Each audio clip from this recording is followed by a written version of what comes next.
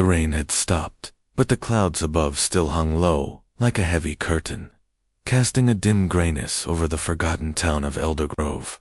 The air was thick with silence, not the peaceful kind, but a hollow, unnatural stillness, as though the world itself was holding its breath. Alien, a solo traveler and freelance photographer, was used to exploring remote locations. He wasn't lost at least not in the traditional sense. His GPS had long since gone dark, and the last signpost he passed pointed in two directions, both with names he didn't recognize. Drawn by an eerie curiosity rather than logic, he had taken the road with no destination listed, just a crooked arrow. His boots crunched softly against wet cobblestones as he stepped onto silent street and narrow, winding lanes swallowed by fog. The buildings flanking the street were faded ghosts of their former selves, shuttered windows, ivy-covered bricks, and paint peeled away like shedding skin. Not a single light glowed, not a single voice stirred, but at the very end of the street stood a house unlike the rest, tall and elegant despite its decay. It rose like a monument to forgotten memories. Its paint was a brittle ivory, its shutters askew like blinking eyes.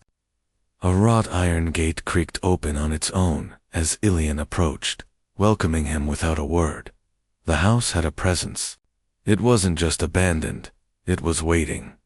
As he stood at the rusted gate, Ilian felt the shift, a drop in temperature, a tightening in his chest. Behind him, the fog grew thicker, sealing the path he had walked. Ahead, the house loomed, windows like dark eyes, watching, remembering. He took a step forward, and somewhere, from deep within the walls of the house, a whisper rode the wind, unintelligible, but hauntingly familiar. It wasn't just a sound, it was an invitation, or maybe a warning. Either way, Ilian crossed the threshold, and Silent Street fell silent once more. Inside, the air was colder than expected, thick, unmoving, as if it hadn't been disturbed in years. Dust clung to every surface, yet strange. Signs of recent movement lingered, a rocking chair swaying ever so slightly. A freshly lit candle snuffed out. The entryway opened into a grand hall with a spiral staircase, its wooden banister cracked but solid. A massive oil painting hung above the mantel, faded but still visible. It depicted a woman with pale eyes and a distant gaze, Annalise Thorne. The last known resident of the house. Ilian moved deeper, camera in hand, but found it hard to take photos. Every shot came out blurred, distorted faces appearing in mirrors. Where none stood, he entered the sitting room. The fireplace was cold, yet the scent of burning wood lingered. On the mantel sat a tarnished silver frame, holding a photo of Annalise with an unnamed man, their eyes scratched out. The whispers began faintly. At first, they were soft, barely the rustle of wind, but as he moved through the house, they grew clearer, not in words, but emotions, grief, betrayal, longing. Each room seemed to echo a feeling, as if soaked in sorrow. Then came the mirror, tall and framed in iron vines. It stood at the end of a narrow hallway. Ilian looked into it. The hallway behind him was empty. But in the reflection, a woman stood just behind his shoulder. Pale eyes, blood-stained gown. When he turned, no one was there. He fled to the upstairs study and discovered a locked drawer. Picking it open with a rusty hairpin from the vanity, he found a worn leather diary, its pages brittle but intact. The entries, dated over 80 years ago, were written in a delicate but shaking hand. In Loss's voice, speaking through the veil of time. The house no longer obeys me. Doors open where none once were. The mirrors lie. The man I married is no longer the man I knew. He is part of the house now. And soon, I fear, I will be too. In the following pages, she described horrific visions. Her husband speaking in voices not his own guests, arriving and disappearing without a trace. Secret room in the basement that didn't exist on the original. House plans. Ilian's pulse quickened. He closed the diary and looked up. His reflection in the window blinked at him, but he hadn't. Behind him, the whisper returned louder now, more distinct. "Help me." The whisper guided Elian to the basement. The entrance wasn't easy to find, hidden behind a sliding panel in the kitchen wall, exactly where Annalise had described it in her final diary entry. He hesitated at the top of the narrow stone steps. The air was thick, smelling of mildew and burnt candles. With each step down, the light from above faded, swallowed by the oppressive darkness. A single lantern flickered to life on the far wall. As if the house had been expecting him, the basement was impossibly large, too large for the house's footprint. Shelves lined the stone walls, filled with jars of decayed flowers, locks of hair, and faded letters, all marked with names and dates. He realized with a cold shock, these were remnants of the missing travelers' guests, strangers just like him. In the center of the room stood an antique camera on a tripod. Beneath it, a circle of mirrors faced inward around an old velvet chair. Elian's knees weakened. On the walls surrounding the circle were photographs, black and white, some torn, many clear, faces caught in moments of confusion or fear. All strangers. Until he saw his own, still developing, pinned under glass, taken from behind as he entered the house. A surge of dread surged through his chest. He wasn't discovering the house, he was becoming a part of it. Suddenly, the whispers turned to screams. From the mirror circle, shadows surged like smoke. Out of the darkness came a figure now, her face pale and cracked like porcelain, her mouth sewn shut with thread. She didn't attack, didn't threaten, she pleaded. Her eyes locked with Elian's. They begged for release, and behind her, another figure emerged, tall, robed in black. The man from the photograph, her husband. His face was a twisted mockery of humanity, as if the house had molded him into something else.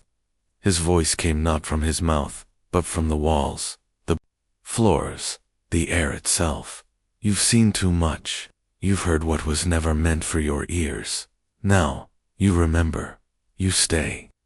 The walls of the basement groaned. The mirrors began to crack. Elian turned and ran, the whispers turning into a hurricane of voices, all screaming his name, pulling at his thoughts, trying to replace them. He reached the stairs, but they had vanished. Just stone. Endless stone. In desperation, he pulled out the diary. He remembered what Annalise wrote. "The house is bound to memory. Burn what remembers, and you may break the cycle." With trembling hands, he lit the diary with the lantern flame. The fire screamed, the basement shook. Cracks split the ceiling, and from them poured light, blinding, cleansing. The shadows recoiled. The husband roared. Annalise collapsed to the floor, whispering something. No longer trapped, Elian leaped toward the light hand. The house screamed with him. Elian awoke in the middle of the road. The early morning light filtered through a thick mist. His clothes were torn, his hands burned, the air still carrying the faint scent of smoke. But the house was gone. No ruins, no foundation, just empty land where Silent Street once stood.